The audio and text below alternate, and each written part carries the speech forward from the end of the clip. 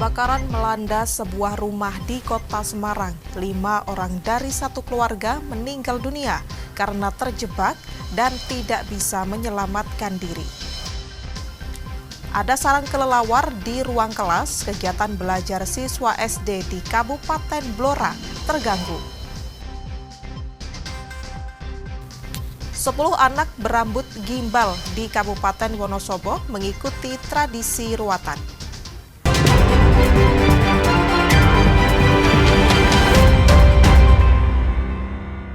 Saudara, apa kabar Anda hari ini? Selain 3 informasi tadi, sejumlah informasi menarik lainnya akan kami hadirkan untuk melengkapi Kompas Jateng hari ini.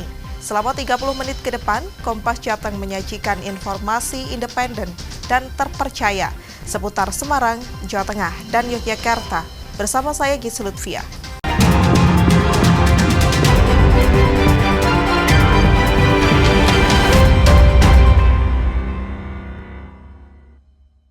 Mengawali Kompas Jateng pagi ini, Saudara, 5 orang dalam satu keluarga meninggal dunia dalam peristiwa kebakaran di Kota Semarang pada Jumat dini hari.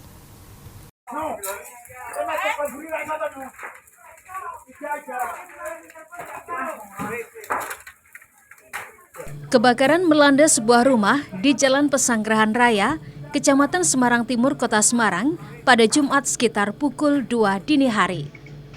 5 orang dari satu keluarga meninggal dunia akibat peristiwa ini. 2 korban perempuan berusia 65 tahun dan 33 tahun, 1 anak laki-laki berusia 14 tahun, serta 2 anak perempuan berusia 4 tahun dan 5 tahun. 5 korban tersebut tidak bisa menyelamatkan diri karena sedang tidur dan terjebak di dalam rumah karena satu-satunya jalan keluar di depan rumah terbakar. Dari keterangan polisi, kebakaran diduga berasal dari korsleting listrik.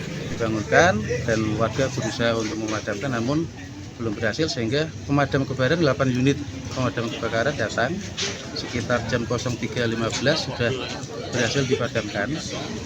Kemudian dari tim Inafis Polres dan kami dari Polsek Semarang Timur juga hadir untuk mengidentifikasi dan mengevakuasi jenazah. Korban ada 5 orang yang terjebak di dalam rumah karena tidak bisa keluar. Pintu akses keluar masuk hanya dari depan. Sedangkan depan sudah terbakar, nggih? Yang terbakar duluan dari depan. Sehingga para korban terjebak di dalam, tidak bisa keluar. Itu meninggal atau yang 5 orang? Kelima-limanya meninggal langsung. Itu satu keluarga? Satu keluarga. Sementara itu, salah satu tetangga korban mengaku mendengar teriakan adanya kebakaran. Namun saat keluar, kebakaran sudah menghanguskan seluruh bangunan rumah. Belum tidur itu keluar rumah, lihat api sudah tinggi seatap rumah itu. Rumah ini sudah tinggi. Nah, ada yang warga yang bunyikan tiang listrik, nelpon pemadam dan narik selang dari itu keran-keran rumah mereka. Ada yang ngambil air dari selokan itu seadanya. Korban ada berapa, Pak? Ada 5 orang, satu keluarga. 5 korban meninggal dunia yang berhasil dievakuasi langsung dibawa ke RSUP Dr. Karyadi Semarang untuk penanganan lebih lanjut sebelum dimakamkan. Heri Widodo, Kompas TV, Semarang, Jawa Tengah.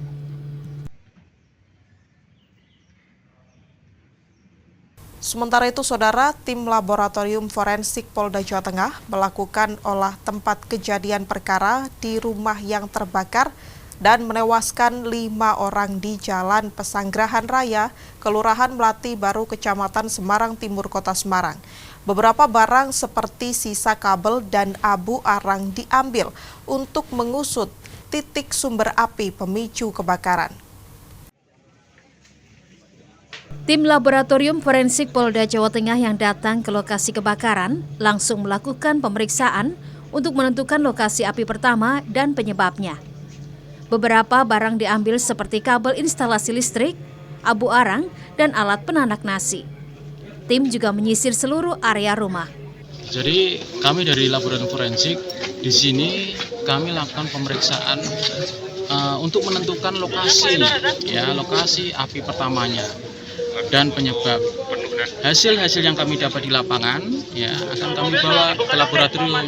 Nantinya satu pintu akan kami sampaikan kepada penyidik yang memanggil kami.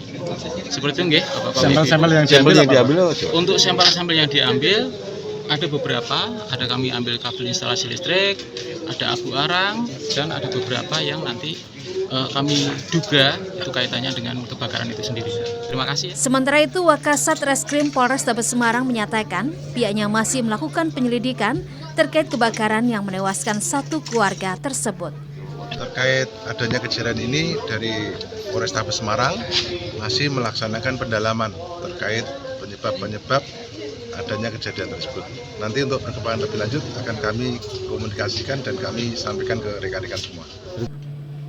Diberitakan sebelumnya, kebakaran maut terjadi di Jalan Pesanggerahan Raya, Kota Semarang pada Jumat pukul 2 dini hari. 5 orang dari satu keluarga meninggal dunia dalam peristiwa kebakaran tersebut. Heri Widodo, Kompas TV, Semarang, Jawa Tengah. Kita beralih ke sorotan lainnya, Saudara. Pengajian yang menghadirkan Rizik Syihab di Desa Pegundan, Petarukan, Kabupaten Pemalang, Jawa Tengah berujung kerusuhan.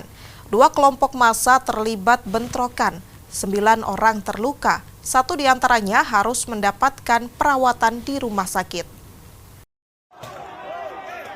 Kericuan terjadi saat pengajian akbar yang menghadirkan Rizik Syihab digelar di Desa Pegundan, Petarukan, Kabupaten Pemalang, Kamis dini hari. 2 kelompok massa yang pro dan kontra atas kehadiran tokoh FPI tersebut terlibat bentrokan fisik. Bentrokan bermula saat massa penolak mendekati lokasi pengajian dan terlibat cekcok dengan pendukung. Situasi semakin memanas saat lemparan batu, kayu, botol juga senjata tajam terjadi di antara 2 kelompok.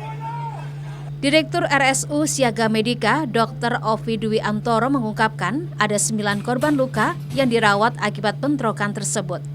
8 orang menjalani rawat jalan, sementara 1 orang dirawat inap dalam kondisi kritis akibat cedera kepala. Yang 8 luka-luka ringan, kalau yang 1 ini cedera kepala berat, lebih banyak luka mungkin karena benda tumpul di kepalanya. Yang 1 ini kondisi kesadaran gimana, Dok? Iya, sekarang kondisi menurun. Iya. Untuk vital tubuh gimana? Kalau tubuh sih nggak ada luka-luka, lebih banyak ke kepala. Iya. Kepala. Sementara polisi sendiri masih melakukan penyelidikan terkait pemicu bentrokan. Kita dari kepolisian akan melakukan penyelidikan dan menindaklanjuti peristiwa tersebut, dan kita harus mendata korban-korban tersebut. Dari korban tersebut kita akan mendapatkan informasi peristiwa ini rangkaiannya seperti apa, sehingga kita dapat menyusun konstruksi permasalahan yang ada. Demikian. Selain korban luka, apa ada rumah yang rusak gitu? Saat ini sedang kita lakukan pendataan di Bapak Kapolres bersama Bupati, mendata bagi rumah-rumah dari. Kasus ini menjadi perhatian khusus pemerintah daerah dan aparat keamanan untuk mencegah konflik sosial lebih lanjut. Ari Himawan, Kompas TV, Pemalang, Jawa Tengah. Ada sarang kelelawar di dalam kelas. Kegiatan belajar mengajar siswa SD di Kabupaten Blora terganggu. Informasinya sesaat lagi hanya di Kompas Jateng.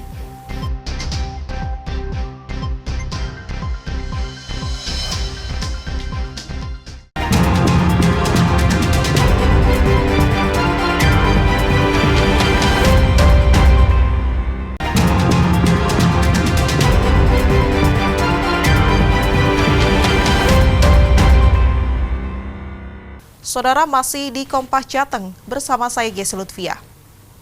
Sudah bertahun-tahun siswa sekolah dasar negeri di Kabupaten Blora, Jawa Tengah belajar di gedung sekolah yang rusak. Salah satu ruang kelas yang rusak bahkan menjadi sarang kelelawar dan mengganggu kegiatan belajar mengajar.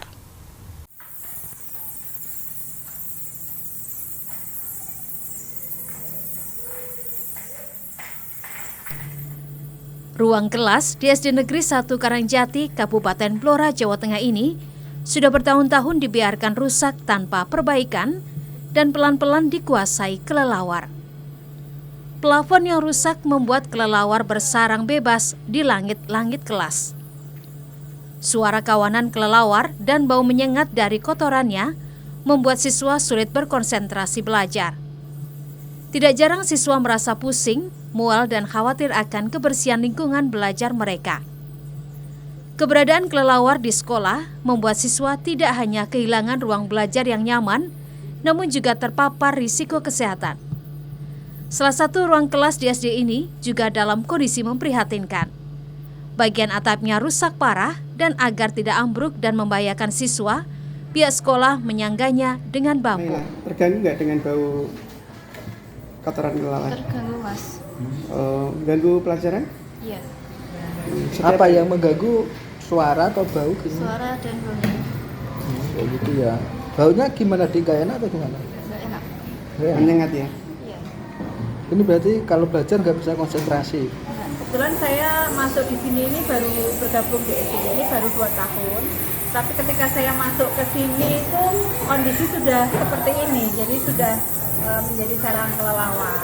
Nah ini kebetulan ruangan ini memang dulunya itu dipakai untuk tempat gamelan ya, tapi karena kondisinya yang rusak, akhirnya tidak dipakai lagi. Pihak sekolah berkali-kali sudah mengajukan permohonan perbaikan gedung, namun sejauh ini belum ada bantuan yang turun. Siswa dan guru berharap agar gedung sekolah mereka tidak lagi menjadi rumah bagi kelelawar, melainkan tempat belajar yang nyaman dan sehat. Mega Nanda, Kompas TV, Blora, Jawa Tengah. Sementara itu, merayakan Hari Anak Nasional 2025, siswa SMP Negeri 9 Kota Semarang menggelar berbagai permainan tradisional sebagai upaya melestarikan warisan budaya. Dengan penuh semangat, siswa-siswi dari kelas 7 hingga kelas 9 mengikuti beragam permainan tradisional seperti cublak-cublak suweng yang mengajarkan anak untuk belajar bekerja sama, jujur, dan waspada. Selain itu ada juga permainan tongkat siswa yang melatih kelincahan dan konsentrasi. Dan yang tak kalah seru adalah permainan ular tangga matematika agar siswa belajar numerasi sambil bermain, dan permainan menggabungkan potongan puzzle bergambar peta Indonesia. Permainan tradisional yang sempat populer di kalangan anak-anak ini juga tak hanya melatih kerjasama dan kreativitas, namun juga menjadi cara anak-anak untuk berinteraksi dengan lingkungan sekitar. Yang jelas karena ini berkaitan dengan tema 1 hari tanpa gadget, berarti tanpa gadget pun anak-anak tetap ceria, tetap belajar, dan tetap bermain. Keseruannya itu kami bisa saling bekerja sama satu yang lain, merekatkan hubungan antar teman. Di rumah itu kebanyakan kan pada lihat sosial media sama gadget, Pak. Dalam permainan tradisional ini kami bisa lebih tahu apa itu permainan tradisional yang hampir tergerus oleh zaman, dan kami ini bisa bersosialisasi, Pak. Kegiatan ini sekaligus menjadi refleksi bahwa dunia anak-anak tak harus bergantung pada layar. Kebahagiaan bisa muncul lewat permainan sederhana dan interaksi nyata. Heri Widodo, Kompas TV, Semarang, Jawa Tengah. Informasi lainnya, Saudara, untuk membantu meningkatkan nilai dari produk UMKM agar lebih menarik dan dapat memperluas jangkauan pasar sehingga meningkatkan pendapatan UMKM. Ratusan mahasiswa Desain Komunikasi Visual Sugya Pranata Catholic University menggelar pameran di salah satu mal di Kota Semarang. Kemasan atau packaging adalah suatu hal yang paling penting dalam membuat sebuah produk agar terlihat menarik dan dikenal. Namun tidak semua orang mampu mendesain suatu kemasan produk karena minimnya skill dan pengetahuan akan teknologi mendesain. Untuk membantu para pelaku UMKM di Kota Semarang, ratusan mahasiswa Desain Komunikasi Visual Fakultas Arsitektur dan Desain Sugya Pranata Catholic University menggelar pameran yang mengajak pengunjung menyusuri perjalanan desain dari masa ke masa, termasuk pemanfaatan AI dalam dunia desain.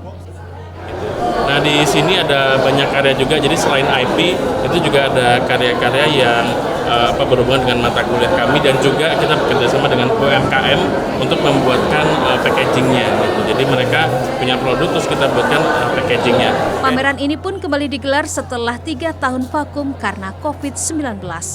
Dan juga ada pengaplikasian kita dalam tipografi seperti membuat logo, membuat sebuah poster, semua itu dilakukan kami sebagai anak DKV untuk memajukan IP tersebut. Pameran ini berkolaborasi dengan beberapa UMKM, di mana UMKM punya produk dan mahasiswa membuat kemasannya. Ada sekitar 100 lebih mahasiswa yang terlibat di pameran ini, dengan total 18 booth karya bertema intelektual properti. Senot Puji, Kompas TV, Semarang, Jawa Tengah.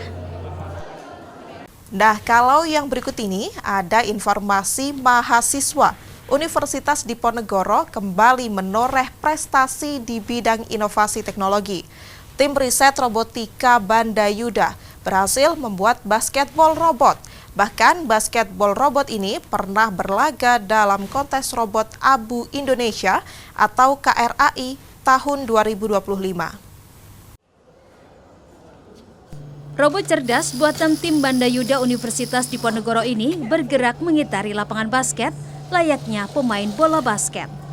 Bahkan, robot ini bisa memasukkan bola dalam ring basket. Data dari telemetri dari percobaan dikumpulkan secara real time untuk menganalisis kecepatan reaksi, kestabilan aktuator, dan latensi komunikasi antara robot dan operator. Untuk membuat basketball robot ini memakan waktu 8 bulan yang dikerjakan dari nol dengan menelan biaya pembuatan 60 juta rupiah. Untuk cara kerja robot basket sendiri itu kita dari awal kita movement atau pergerakan robot bergerak dari zona 0 sampai zona tengah, dan lalu dia akan melakukan sebuah dribble satu kali. Setelah melakukan dribble, dia akan melakukan shooting ke ring basket sehingga untuk menghasilkan 3 poin atau 2 poin.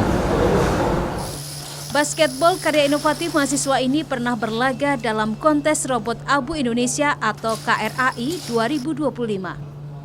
Ini udah dilombakan? Sudah, kemarin bulan Juli lomba apa? Kontes robot Abu Indonesia atau KRAI. Biasanya itu diselenggarakan oleh Bilmawa dan Kemendikbudristek, itu melingkupi KRI, dan kita subcabangnya kontes robot Abu Indonesia atau KRAI. Tingkat nasional ya? Iya, ini langsung tingkat nasional, dan nanti dari nasional sendiri akan maju ke tingkat internasional, yaitu EBU Robocon. Tim Bandayuda pembuat basketball robot ini bukanlah nama baru. Mereka kerap kali membuat berbagai jenis robot dan pernah berhasil meraih juara 3 nasional dan peraih Best Design pada Kontes Robot Indonesia atau KRI tahun 2023 dan lolos sebagai finalis nasional KRI 2025 dari 24 tim terpilih 2025. Senot Puji, Kompas TV, Semarang, Jawa Tengah. 10 anak berambut gimbal di Kabupaten Wonosobo mengikuti tradisi ruatan. Nantikan informasinya usai jeda pariwara berikut ini.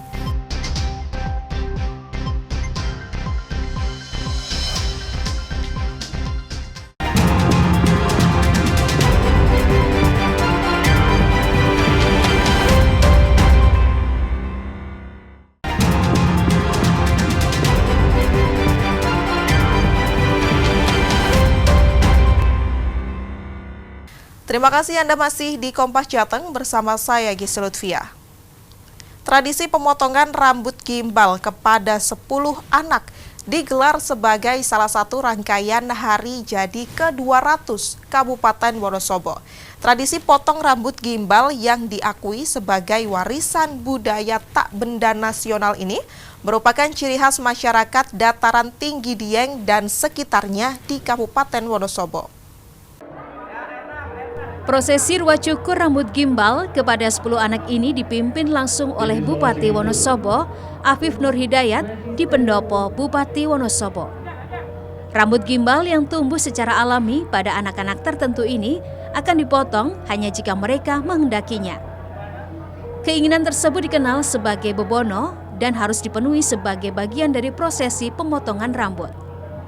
Sejumlah permintaan anak sebagai syarat ritual yang harus dipenuhi pun cukup unik, mulai dari minta es krim, tempe, skincare, handphone, hingga sepeda.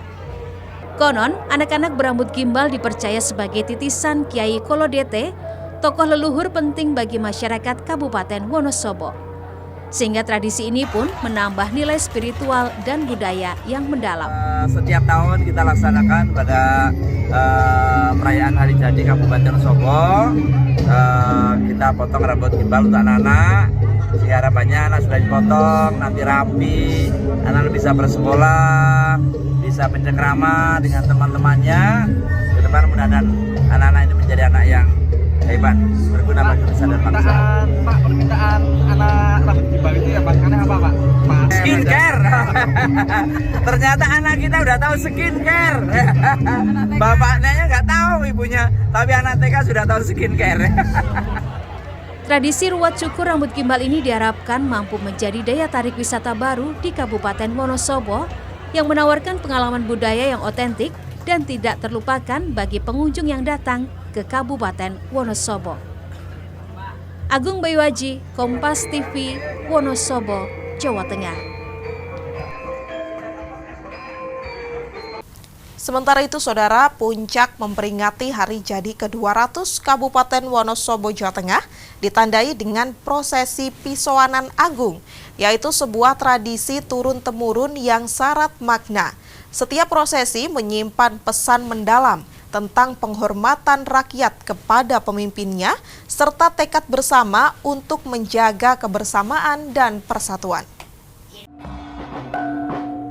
Prosesi Pisowanan Agung di puncak peringatan Hari Jadi ke-200 Kabupaten Wonosobo dimulai dari pendopo Kabupaten Wonosobo, diiringi kirab budaya menuju Kompleks Alun-Alun Wonosobo. Seluruh peserta kirab budaya mengenakan pakaian adat khas Kabupaten Wonosobo dengan membawa atribut budaya lokal seperti bendera pusaka dan simbol-simbol kebesaran daerah. Dan yang paling menjadi daya tarik utama adalah gunungan hasil bumi serta pertunjukan seni tradisional yang tampil memukau. Denting gamelan dan gerak para penari tradisional menambah suasana semakin semarak. Peringatan Hari Jadi ke-200 Kabupaten Wonosobo ini merupakan momentum penting untuk merefleksi sejarah panjang Kabupaten Wonosobo. Ribuan warga pun berkumpul bukan sekadar menyaksikan, namun ikut merayakan tonggak penting Hari Jadi ke-200 Kabupaten Wonosobo. Menyampaikan apresiasi dan penghargaan setinggi-tingginya atas support dan dukungannya, sebuah sinergitas yang apik, kolaborasi yang apik antara pemerintah, elemen masyarakat, dan seluruh masyarakat, sehingga kegiatan Hari Jadi yang ke-200 ini berjalan dengan lancar, sukses, dan tentunya spektakuler. Karena apa? Lain dari yang lain. Penampilan spesial yang mencuri perhatian masyarakat yaitu atraksi terjun payung. Sejumlah penerjun dari Airnav Indonesia turun dari udara membawa pesan selamat ulang tahun secara spektakuler. Prosesi pun ditutup dengan warga memperebutkan gunungan hasil bumi sebagai bentuk rasa syukur atas hasil panen yang melimpah di Kabupaten Wonosobo. Agung Bayuaji, Kompas TV, Wonosobo, Jawa Tengah. Informasi tadi sekaligus mengakhiri Kompas Jateng hari ini. Saya Ges Lutfia, mewakili kerabat kerja yang bertugas, mengucapkan terima kasih atas perhatian Anda. Selamat mengikuti acara kami selanjutnya, Kompas TV, independen, terpercaya. Sampai jumpa.